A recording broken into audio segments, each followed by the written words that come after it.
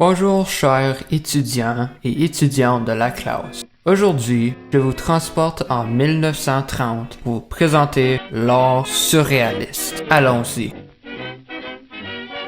L'art surréaliste est un ensemble de procédés de création et d'expression utilisant des forces psychiques comme l'automatisme, les rêves, les inconscients et les hallucinations, libérés du contrôle de la raison. Le surréalisme, né au Paris au début des années 1920, devient l'un des courants artistiques les plus influents du siècle.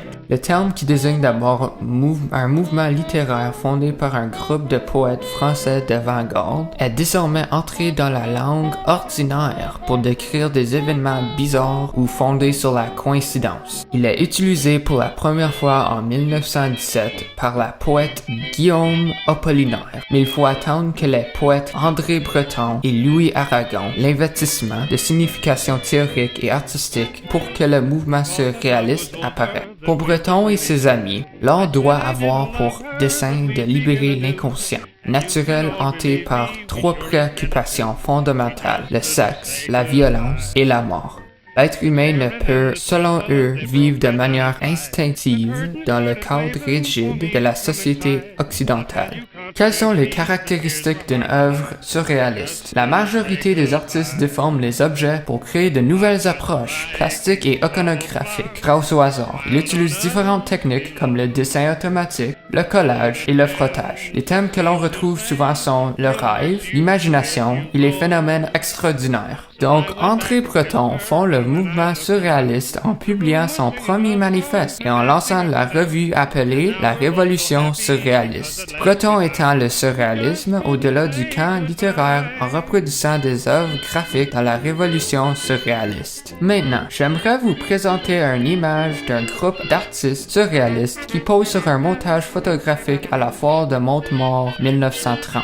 Les artistes que je vous présente dans cette image sont Max Morris, Simone Breton, Paul Elroy, Joseph Delté, Gala Desnos, André Breton et Max Ernest sur la bicyclette à la foire de Montemort 1923. La révolution surréaliste lancée par André Breton ne se limite pas à la peinture, mais touche tous les arts, et en particulier le cinéma. Dali et son compatriote, le réalisateur Louis Buñuel, créant ensemble les premiers films surréalistes. Ces films sont interdits dans de nombreux cinémas en raison de leur transgression de certains tabous sexuels et de leur anticléricalisme virulent, qui illustre des séquences célèbres comme l'œil découpé raseur d'un chien andalou ou la fellation passionnée de l'orteil d'une statue religieuse dans l'âge d'or. Dans les années 1940, aux États-Unis, Dali collabore avec Alfred Hitchcock pour qu'il conçoit, en usant des symboles favoris, la célèbre séquence honorifique du film La Maison du Docteur Edward en 1945.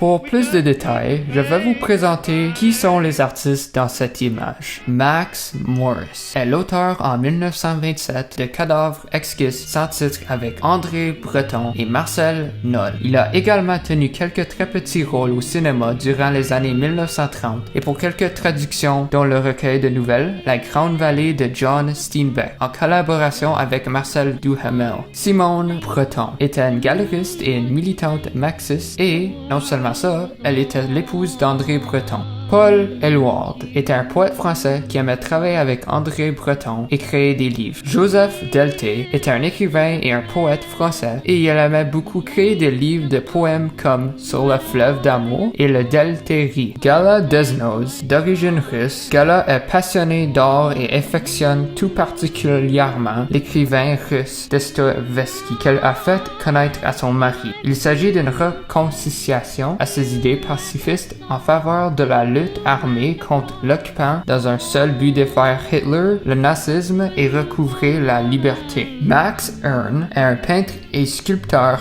germano-américano-français dont l'œuvre se rattache au mouvement dadaïsme et surréaliste. En 1930, plusieurs artistes de ce temps utilisaient l'huile de peintre et une toile pour concevoir leur œuvre. L'objectif des artistes était de nous montrer l'imagination et de nous transporter dans un monde inhabituel et de nous faire questionner. Merci.